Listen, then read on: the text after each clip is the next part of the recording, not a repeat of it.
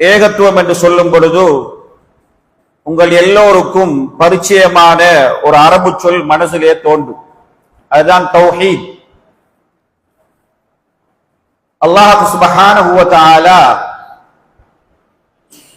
இந்த பூமியிலே முதலாக ஏவிய ஒரு அம்சம் என்னவென்றால் அது தௌஹீத் தான். இந்த பூமியிலே முதலாக அல்லாஹ் தடுத்த ஒரு அம்சம் ஷிர்க். இபாதத்துக்களில் முதன்மையானதாக தௌஹீத் காணப்படுகின்றது. தௌஹீத் ஒரு மனிதனிடத்திலே இல்லை என்றிருந்தால் எந்த இபாதத்துக்களையும் அல்லாஹ் ஏற்றுக்கொள்ள மாட்டான் என்ற அடிப்படையில் தௌஹீதை அல்லாஹ் சுப்ஹானஹு வ தஆலா முதன்மையானதாக அல்லாஹ் ஆக்கி வைத்திருக்கிறார். அதனாலதான் திருமறை அல் குர்ஆனில் நபிமார்கள் கேட்ட பிரார்த்தனைகள் முதல் நாம் கேட்க வேண்டிய பிரார்த்தனைகள் அனைத்தும் இந்த உலகத்தில் இருந்து நாங்கள் விடைபெறும் பொழுது, கண்களை நாங்கள் மூடும் பொழுது முஸ்லிமாகவே நாங்கள் மூட வேண்டும் என்பதை அல்லாஹ்விடத்திலே நானும் நீங்களும் கேட்க வேண்டும். நபிமார்கள் கேட்டார்கள். நபிமார்கள் தங்களுடைய பிள்ளைகளுக்கு சொல்லிக் கொடுத்த வாசகமும் அதுதான்.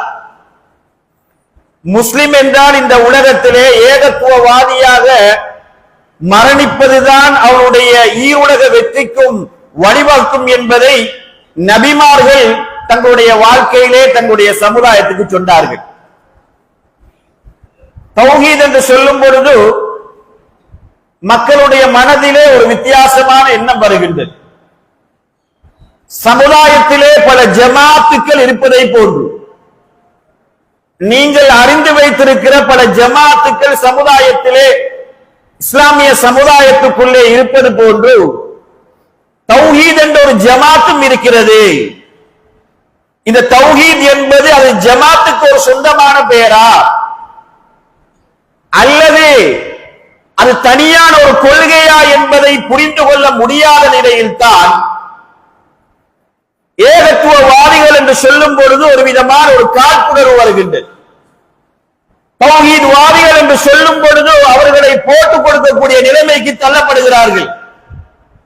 கடந்த காலங்களில் எல்லாம் தௌஹீத் என்றால் என்ன என்பதை புரியாத ஏராளமான மக்கள் பிரச்சனைகள் வரும் பொழுதெல்லாம் ஏகத்துவத்தை பேசக்கூடிய பள்ளிவாசல்களை அல்லது ஏகத்துவவாதிகளை எந்த இடத்தில் பார்த்தாலும் ஒரு நச்சரிக்கக்கூடிய அளவுக்கும் அல்லது அவர்களை கொண்டு போய் தெரியாமல் பாதுகாப்பு தரப்பினிடத்திலே அவர்களை கொண்டு போய் முறையிடக்கூடிய அளவுக்கு வந்ததோடு மட்டுமில்லாமல் நாங்கள் எல்லாம் தௌஹீத் கிடையாது, நாங்கள் எல்லாம் வேற ஜமாத்து, அது அவங்கதான் தௌஹீத் ஜமாத்து என்று சொல்லக்கூடிய அளவுக்கு சமுதாயம் போயிருக்கின்றது என்றால் அன்பார்ந்தவர்களே, தௌஹீத் இந்த சமுதாய மக்களிடத்திலே போய் சேரவில்லை.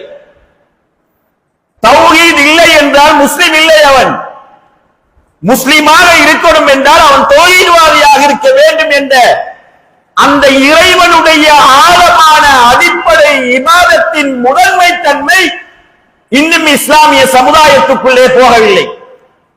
நாங்கள் எல்லாம் பள்ளிவாசலை கட்டி வச்சிருக்கிறோம், குர்ஆன் சொன்ன அடிப்படையிலே ஜும்மாக்களை நடத்துகிறோம்.